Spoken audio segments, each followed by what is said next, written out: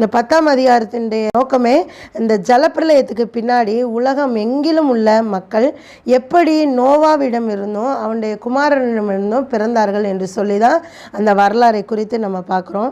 இதில் 2 முதல் 5 வரைக்கும் உள்ள வசனத்தில் யாப்பேத்தின் குமாரர்களை குறித்து நம்ம பார்க்குறோம். அவங்க எங்கே இருக்கிறாங்க அப்படின்னா, வடக்கு பகுதியில் கருங்கடல், காஸ்பியன் கடல், அந்த கடற்கரையோர பகுதிகளில் அவங்க குடியேறினாங்க. அவங்கள தான் மேதியர்கள், கிரேக்கர்கள், ஐரோப்பா, ஆசியா, காக்கேசிய இனத்தவர்கள் அப்படின்னு சொல்லிட்டு சொல்கிறாங்க. இந்த கிரேக்கர்கள், மேதியர்கள், ஐரோப்பா, ஆசியா தேசங்களில் உள்ளவர்கள் இவர்கள் எல்லாருமே இந்த யாப்பேத்தின் குமாரர்கள் என அழைக்கப்படுகிறார்கள். 10ஆம் அதிகாரம் 6 முதல் 20 வரைக்கும் உள்ள வசனங்களில் காமினுடைய குமாரர்கள் சபிக்கப்பட்டான் இல்லையா, இப்போ காமுடைய மகன் கானான் சபிக்கப்பட்டான் என்று சொல்லி நம்ம பார்க்குறோம். அவங்களுடைய குமாரர்கள் அவங்க தான் கானானியர்கள் என்று சொல்லி சொல்லப்படுகிறது. இவங்களாம் எங்கே குடியேறினாங்கன்னு பார்க்கும்போது அரேபியாவுடைய தெற்கு பகுதி, எகிப்தின் தெற்கு பகுதி, மத்திய தரைக்கடலின் கிழக்கு கடற்கரை பகுதி, ஆப்பிரிக்காவின் வடக்கு கரையோர பகுதி இதெல்லாம் குடியேறினாங்க. இவங்க தான் கானானின் சந்ததியார் என்று சொல்லி நம்ம பார்க்குறோம். இவங்க குடியேறின பகுதிக்கு தான் கானான் என்ற பெயர் கொடுக்கப்பட்டது. இப்பகுதி தான் பின்னாட்களில் யூத மக்களுக்கு குடியிருக்கக்கூடிய இடமாக மாற்றப்பட்டது. கானான் தேசம்னு சொல்கிறோம் இல்லையா, கானானியர்கள் குடியிருந்த பகுதியை தான் கானான் தேசம் என்று சொல்லி சொல்லப்படுகிறது. 21 முதல் 31 வரைக்கும் உள்ள வசனங்களில் சேமுடைய பிள்ளைகளை பற்றி கொடுக்கப்பட்டிருக்கிறது. இந்த சேமுடைய சந்ததியார் அரேபியாவிலும் மத்திய கிழக்கு பள்ளத்தாக்குகளிலும் குடியேறினார்கள். இவர்கள் தான் யூதர்கள், அசிரியர்கள், சீரியர்கள், ஏலாமித்தியர் ஆகியோர். இவங்க எல்லாருமே சேமுக்கு பிறந்த பிள்ளைகளை தான் குறிக்கிறாங்க. இதுதான் 10ஆம் அதிகாரத்தில் கொடுக்கப்பட்டிருக்கக்கூடிய காரியம். 11ஆம் அதிகாரத்திற்குள்ளாக நம்ம போவோம். 11ஆம் அதிகாரம் நம்ம ஏற்கனவே வாசிச்சிட்டோம். இன்னும் அதற்கான விளக்கத்தை நம்ம பார்க்கல. இந்த 11ஆம் அதிகாரத்தில் முக்கியமான ஒரு பகுதி, அந்த சினையா தேசத்தில் உள்ள மக்கள் அந்த பாபேல் கோபுரத்தை கட்டுறாங்க. பாபேல் கோபுரத்தை கட்டும்போது பெருமையோடு அவங்க இருக்கிறாங்க. ஆதியாகமம் 11ஆம் அதிகாரம் 2ஆம் வசனம், ஜனங்கள் கிழக்கே இருந்து பிரயாணம் பண்ணுகையில் சினையார் தேசத்திலே சமபூமியை கண்டு அங்கே குடியிருந்தார்கள். அந்த சினையார் தேசம் அதை தான் பின்னாட்களில் பாபிலோனியா அல்லது மெசொப்பொத்தேமியா என்று சொல்லி அழைக்கிறோம். இப்போ உள்ள மெசொப்பொத்தேமியா அல்லது பாபிலோனியா என்பது அந்நாட்களில் வழங்கப்பட்ட சினையார் என்ற ஒரு தேசம்தான். அந்த தேசத்தில் ஜனங்கள் குடியிருக்கிறாங்க.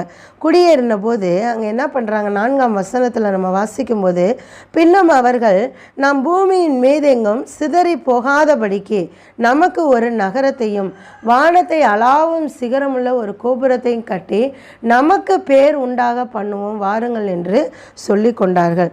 இப்போ பாருங்கள், அந்த தேசத்து மக்களுடைய பாவம் உலகம் முழுவதுமாக நிரம்பி இருக்க வேண்டும். நம்ம எல்லாரும் இங்கே குடியிருக்கணும், நமக்கு பேர் உண்டாக ஒரு நகரத்தையும் ஒரு கோபுரத்தையும் நம்ம கட்டணும் அப்படின்னு சொல்லிட்டு அவங்க இருக்கிறாங்க. அவங்க கர்த்தரை நம்பி இல்லாமல் தங்களுடைய சுயத்தின் மேலே நம்பி இருக்கிறாங்க. தன்னுடைய அறிவு, தங்களுடைய பலன் இதையே நம்பி அவர்கள் செயல்பட்டு கொண்டிருக்கிறாங்க. அதன் மூலமாக நம்ம மிகப்பெரிய காரியங்களை நம்ம சாதிக்கலாம் அப்படி தானே அவங்க நினச்சாங்க. வானத்தை அளாவும் ஒரு கோபுரத்தை என்ன செய்வோம், நமக்குன்னு நம்ம கட்டுவோம், கட்டி நம்ம என்ன செய்வோம், அங்கே வழிபடுவோம் அப்படின்னு சொல்லிட்டு தான் அவங்க செஞ்சாங்க. அது ஒரு சாதனையாக அவர்கள் நினைத்து கொண்டிருந்தாங்க. இதெல்லாம் அவங்களுடைய பெருமையை காட்டக்கூடியதாகவும் தேவனுக்கு விரோதமாக இங்கே பார்க்குறோம் இல்லையா, வானத்தை அளாவும் சிகரமுள்ள ஒரு கோபுரத்தையும் கட்டி நமக்கு பேர் உண்டாக பண்ணுவோம் என்று அவர்கள் சொல்லி கொண்டார்கள் என்று சொல்லி பார்க்குறோம். அப்போ தேவனை பின் வைத்து விட்டு அவங்களுக்கு பேர் உண்டாக பண்ணணும் அப்படிங்கிறதுக்காக அவங்க என்ன செய்கிறாங்க, அந்த பாபேல் கோபுரத்தை கட்டும்படியான ஒரு முயற்சியில் ஈடுபடுறாங்க. இதை நம்ம பார்க்கும்போது அவங்க தேவனுக்கு விரோதமாக ஒரு கலகம் செய்யக்கூடிய ஆவியை கொண்டிருந்த ஜனங்கள் என்பது நமக்கு தெளிவாக தெரியுது. அப்போ அவர்களுடைய இந்த முயற்சியை கர்த்தராகிய தேவன் என்ன செய்கிறார், அந்த இடத்துல தோற்று போக பண்ணுகிறார். எப்படி தோற்று போக பண்ணுகிறார்? இவங்க எல்லாருக்கும் ஒரே மொழி தானே இருக்கு. 1ஆம் வசனத்தில் வாசிக்கிறோம் பாருங்க. பூமி எங்கும் ஒரே பாஷையும் ஒரே விதமான பேச்சும் இருந்தது. இன்றைக்கு உலகத்தில் எத்தனையோ ஆயிரக்கணக்கான மொழிகள் இருக்கிறது. எழுத்து வடிவத்திலையும் இருக்குது, பேச்சு வழக்கில் மட்டும் இருக்கக்கூடிய மொழிகளும் அநேக மொழிகள் இருக்குது. பாருங்கள், ஒரே விதமான மொழி மட்டும்தான், ஒரே பாஷையும் ஒரே பேச்சு மட்டும்தான் இருந்தது. எப்போ? ஆபிரகாமுக்கு முன்னாடி வரைக்குமே ஒரே பாஷை ஒரே பேச்சு மட்டும்தான் இருந்தது. எப்போ இங்கே ஜனங்கள் நமக்கு பேர் உண்டாக பண்ணுவோம், ஒரு கோபுரத்தை கட்டுவோம், அதுவும் வானத்தை தொடக்கூடிய அளவுக்கு ஒரு கோபுரத்தை கட்டுவோம் என்று சொல்லி தன்னுடைய சுயத்தின் மேலே சாய்ந்து அவர்களுடைய பெருமையை காண்பிக்கும்படியாக தேவனுக்கு விரோதமாக கலகம் செய்தார்களோ, தேவன் அந்த இடத்துல என்ன காரியத்தில் நம்ம கை வச்சா அவர்கள் நம்மை தேடுவாங்க, அவர்களுடைய நோக்கம் எடுபட்டு போயிடும், தடைபட்டு போயிடும் என்பதை கர்த்தராகிய தேவன் முழுவதுமாக அறிந்திருந்தார். அப்போ இவங்க எல்லாருக்கும் ஒரே பாஷை இருக்கிறதுனால தானே இவங்க அவங்களுடைய முயற்சியை செஞ்சிட்ருக்காங்க. அவங்களுடைய பாஷையை நம்ம தாறுமாறாக்கி போட்டுட்டோன்னா அவங்க என்ன செய்ய முடியாது, இந்த கோபுரத்தை அவங்க கட்ட முடியாது அப்படின்னு சொல்லிட்டு தேவன் என்ன செய்கிறாரு, அங்கே ஒருவர் பேசுகிற பாஷை மற்றொருவருக்கு புரியாதபடிக்கு அங்கே அவருடைய பாஷையை தாறுமாறாக்கி போடுகிறார். இங்கே தான் உலகம் முழுவதுமாக பல்வேறுபட்ட மொழிகளும் பல்வேறுபட்ட இன ஜனங்களும் தோன்றின வரலாறு. இங்கே 7ஆம் வசனத்தில் நம்ம பார்க்குறோம் பாருங்கள். நாம் இறங்கி போய் ஒருவர் பேசுவதை மற்றொருவர் அறியாதபடிக்கு அங்கே அவர்கள் பாஷையை தாறுமாறாக்கும் என்றார். இவங்களுக்கு ஒரே பாஷை இருக்கிறது, அதனால தான் அவங்க என்ன செய்கிறாங்க, இதை செய்ய தொடங்குறாங்க. நம்ம இறங்கி போய் என்ன செய்வோம், ஒருவர் பேசுகிறத மற்றொருவர் புரியாதபடிக்கு அவங்களுடைய பாஷையை நம்ம தாறுமாறாக்கி போட்டுட்டோம் அப்படின்னா அவங்க இந்த கோபுரத்தை கட்ட முடியாது என்று சொல்லி அவருடைய திட்டத்தை தோற்கடித்து போடுகிறார். அதே போல் பாஷையை தாறுமாறாக்கணுன்னுமே அவங்க என்ன செய்கிறாங்க, ஒருத்தன் பேசுகிறது இன்னொருத்தனுக்கு புரியலை. கட்டடம் கட்டுறதுக்கு அவங்களே தான் எல்லா வேலையும் செய்கிறாங்க. சித்தாள் வேலை, மம்முட்டியால் வேலை, கொத்தனார் எல்லாமே அவங்களுக்குள்ளேயே தான் செய்கிறாங்க. செய்யும்போது நிலக்கீல் அப்படின்னா தாருன்னு சொல்லுவாங்க. ஒரு கல்லுக்கு இன்னொரு கல்லுக்கு இடையில தார் வச்சு தான் பூசி கட்டடத்தை அந்த நாட்களில் கட்டிக்கிட்டு இருந்தாங்க. அப்போ அந்த நிலக்கீலை எடுத்துகிட்டு வாடானா கல்லை எடுத்துகிட்டு வர்றது, தண்ணியை கொண்டுட்டு வாடானா மண்ணை எடுத்துகிட்டு, இந்த மாதிரி ஒருத்தன் பேசுகிற இன்னொருத்தனுக்கு புரியலை. அப்போ என்ன செய்கிறாங்க, போங்கடா இந்த வேலையை வேணான்னு சொல்லிட்டு யார் யாரெல்லாம் ஒரே பாஷையை பேசுனாங்களோ அவங்கெல்லாம் என்ன செஞ்சுட்டாங்க, அங்கங்கே சிதறி போய் காணப்பட்டாங்க. அப்படி தான் இந்த உலகத்தில் பல மொழிகளும் பல மக்களினங்களும் பல கலாச்சாரங்களும் உண்டாவதற்கு காரணமாக அமைந்தது. அந்த காலத்தில் அந்த மக்கள் இனங்கள் தேவனை மறந்துட்டு எதை பின்பற்ற ஆரம்பித்தாங்க, விக்கிரக ஆராதனையை பின்பற்ற ஆரம்பிச்சாங்க. ஆபிரகாமுக்கு முன்னாடி வாழ்ந்த தலைமுறையினரிடமே தொடங்கினதாக காணப்படுகிறது. இந்த பில்லி சுனியம், குறி சொல்லுதல், ஜோதிடம் இதிலெல்லாம் ஜனங்கள் நம்பிக்கையோடு இருந்தாங்க. எசேயாவின் புத்தகம் 47ஆம் அதிகாரம் 12ஆம் வசனத்தை வாசிப்போம். நீ உன் சிறு வயது முதல் பிரயாசப்பட்டு பழகி வருகிற உன் ஸ்தம்பன வித்தைகளையும் உன் திரளான சூனியங்களையும் நீ அனுசரித்து நில், அவைகளால் உனக்கு பிரயோஜனம் உண்டோ பலன் உண்டோ பார்ப்போம். இன்றைக்கு பாருங்கள், நிறைய பேர் அந்த சூனியத்தை நம்பி ஜோதிடத்தை நம்பி வாழ்ந்து கொண்டிருக்கிறாங்க. பிள்ளைகளை ஸ்கூலில் சேர்க்குறதா, பிள்ளைகளுடைய பரீட்சை காரியமா, பிள்ளைகளுடைய காலேஜ் சேர்க்கக்கூடிய காரியமா, வேலைக்கு போகிறதா, திருமண காரியமா, பிள்ளைகள் பிறக்கக்கூடியதா, பிள்ளைகளுக்கு பேர் வைக்கிறதா, அதுகளுடைய காரியங்கள் எதுக்கு எடுத்தாலும் ஜோதிடத்தை மட்டுமே முழுவதுமாக நம்பியிருக்கக்கூடிய அநேக ஜனங்கள் இன்றைக்கு இருக்கிறாங்க. இங்கே அதுக்கு தான் ஏசியாவில் சொல்கிறாரு, நீ உன் சிறு வயது முதல் பிரயாசப்பட்டு பழகி வருகிற உன் ஸ்தம்பன வித்தைகளையும் உன் திரளான சூனியங்களையும் நீ அனுசரி, ஆனால் அவைகளால் உங்களுக்கு பிரயோஜனம் உண்டோ பலன் உண்டோ என்று பார்ப்போம் என்று சொல்லி அங்கே சொல்கிறார். அப்போ பாருங்கள், அப்பொழுதில் இருந்த அந்த அளவுக்கு ஜனங்கள், அதாவது சிறு வயதில் இருந்தே இந்த ஜோதிடத்திலையும் பில்லி சூனியத்திலையும் குறி சொல்லக்கூடிய காரியங்களையும் மூழ்கி போனவர்களாக அந்த நாட்களில் இருந்த ஜனங்கள் வாழ்ந்து கொண்டிருந்தாங்க. யாத்ராகமம் 22:18 வாசிப்போம். சூனியக்காரியை உயிரோடே வைக்க வேண்டாம். பாருங்கள், சூனியம் பண்ணுறவங்களை உயிரோடே வைக்க வேண்டாம் என்று சொல்லி இங்கே கர்த்தராகிய தேவனே ஒரு கட்டளையை கொடுத்திருக்கிறார். அப்போ இப்படிப்பட்ட ஒரு பொல்லாத கிரியில் உள்ள மனிதர்களாக அந்த நாட்களில் உள்ள மனிதர்கள் வாழ்ந்து கொண்டிருந்தாங்க. தேவனை மறந்துவிட்டு விக்கிரகாராதனைக்கும் பில்லி சூனியத்துக்கும் ஜோதிடத்துக்கும் குறி சொல்லக்கூடிய காரியங்களுக்கும் தங்களை முழுவதுமாக ஒப்பு கொடுத்த ஜனங்களாக வாழ்ந்து கொண்டிருந்தாங்க. இந்த மனித இனத்தினுடைய நிலை அப்போதிருந்தே தொடங்கினதாக இருக்கிறது.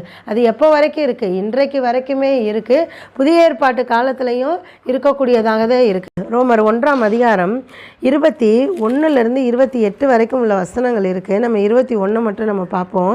அவர்கள் தேவனை அறிந்தும் அவரை தேவன் என்று மகிமைப்படுத்தாமலும் ஸ்தோத்திரியாமலும் இருந்து தங்கள் சிந்தனைகளினாலே வீணரானார்கள். உணர்வில்லாத அவர்களுடைய இருதயம் இருளடைந்தது. அவர்கள் தங்களை ஞானிகள் என்று சொல்லியும் பைத்தியக்காரராகி அழிவில்லாத தேவனுடைய மகிமையை அழிவுள்ள மனுஷர்கள், பறவைகள், மிருகங்கள், ஊரும் பிராணிகள் ஆகிய இவைகளுடைய ரூபங்களுக்கு ஒப்பாக மாற்றினார்கள். இது நிமித்தம் அவர்கள் தங்கள் இருதயத்தில் உள்ள இச்சைகளினாலே ஒருவரோடொருவர் தங்கள் சரீரங்களை அவமானப்படுத்தத்தக்கதாக தேவன் அவர்களை அசுத்தத்திற்கு ஒப்பு கொடுத்தார். தேவனுடைய சத்தியத்தை அவர்கள் பொய்யாக மாற்றி சிருஷ்டிகரை தொழுது சேவியாமல் சிருஷ்டியை தொழுது சேவித்தார்கள். அவரே என்றென்றைக்கும் ஸ்தோத்தரிக்கப்பட்டவர், ஆமேன் என்று சொல்லி நம்ம பார்க்குறோம். ஜனங்கள் பாருங்க, தேவனை அறிந்திருந்தும் 21 அதைத்தான் நம்ம பார்க்குறோம். தேவனை அறிந்தும் அவரை தேவன் என்று மகிமைப்படுத்தாமலும் ஸ்தோத்தரியாமலும் இருந்து தங்கள் சிந்தனைகளினாலே வீணரானார்கள். உணர்வில்லாத அவர்களுடைய இருதயம் இருள் அடைந்தது என்று சொல்லி பார்க்குறோம். தேவனை அறிந்தும், இவர் தான் கடவுள் அப்படின்னு அறிந்தும் அவரை மகிமைப்படுத்தலை. உலகத்தினுடைய ஆசாபாசங்களுக்கும் ஆடம்பரங்களுக்கும் தங்களை ஒப்பு கொடுத்து என்ன செய்கிறாங்க? விக்கிரக ஆராதனையில் மூழ்கி போய் உணர்வில்லாத அவருடைய இருதயம் எப்படி ஆயிடுச்சா? இருள் அடைந்தது என்று சொல்லி நம்ம பார்க்குறோம். அப்போ இதன் பலனாக தேவனே என்ன செய்கிறாரு? அவர்களை அசுத்தத்திற்கு ஒப்பு கொடுத்துட்டாராம். நம்ம நினைக்கிறோம் இவ்வளோ ஜனங்கள் இருக்கிறாங்க, விக்கிரக ஆராதனையில் மூழ்கி போய் இருக்கிறாங்க, பொல்லாத கிரியைகளை நடப்பித்து கொண்டு இருக்கிறாங்க, தேவன் இதை பார்த்து கொண்டு தானே இருக்கிறார் என்று சொல்லி நம்ம நினைக்கலாம். தேவனே அவர்களை என்ன செஞ்சுட்டாராம்? அசுத்தத்திற்கு ஒப்பு கொடுத்துட்டாராம். ஏன்னா அவருடைய இருதயம் இருளடைந்து காணப்பட்டு விட்டது. அவர்கள் ஒருவேளை பெருமையாக அலைந்து கொண்டு இருக்கலாம். நம்ம பாரு எவ்வளோ பெரிய கூட்டமாக நம்ம இருக்கிறோம், அவங்க கொஞ்சம் பேர் தானே இருக்கிறாங்க அப்படின்னு சொல்லிட்டு அவங்க பெருமையாக இருக்கலாம். ஆனால் கேட்டுக்கு போகிற வாசல் விரிவும் வழி விசாலமுமாய் இருக்கிறது, அதற்குள்ளாக அநேகர் பிரவேசிப்பார்கள். தேவனே அவர்களை என்ன செஞ்சுட்டாரா? அந்த அசுத்தத்திற்கு ஒப்பு கொடுத்து விட்டார் என்று சொல்லி நம்ம பார்க்குறோம். ஆனால் நம்ம என்ன செஞ்சிருக்கிறார்? கர்த்தராகிய தேவன் பரிசுத்தத்திற்கென்று அந்த கேட்டுக்கு போகிற ஜனங்கள் மத்தியில், அந்த உலக பிரகாரமான ஜனங்கள் மத்தியிலிருந்து கர்த்தராகிய தேவன் நம்மை பரிசுத்தத்திற்கென்று பிரித்தெடுத்து வைத்திருக்கிறார். அதை நம்ம உணர்ந்து கொண்டவர்களாக காணப்பட வேண்டும். இந்த ரோமர் 1 24, 26, 28 நம்ம பார்க்குறப்ப தேவன் அவர்களை இழிவான இச்சை நோக்கங்களுக்கு ஒப்பு கொடுத்தார் என்று சொல்லி கூட நம்ம பார்க்குறோம். அவர்கள் மனம் திரும்ப மனதில்லாத ஒரு பிள்ளைகளாக அவர்கள் வாழ்ந்து கொண்டு இருக்கிறாங்க. தேவனை அறிந்தும் அவர்கள் உணர்வில்லாத இருதயமாக இருக்கிறாங்க. அறியாமையுள்ள காலங்களை தேவன் காணாதவர் போல் இருக்கிறார். ஆனால் இப்பொழுதோ எங்கும் உள்ள மனுஷர் எல்லாரும் மனம் திரும்ப வேண்டும் என்று நம்ம நீடிய பொறுமை உள்ளவராய் இருக்கிறார் என்று சொல்லி நம்ம பார்க்குறோம். அப்போ பாருங்க, தேவனை அறிந்திருந்தோம், இதுதான் உண்மையான வழி என்று சொல்லி அறிந்திருந்தும் தேவனை மறந்து போயிருக்கக்கூடிய ஜனங்களை கர்த்தராகிய தேவனே என்ன செய்கிறாரு?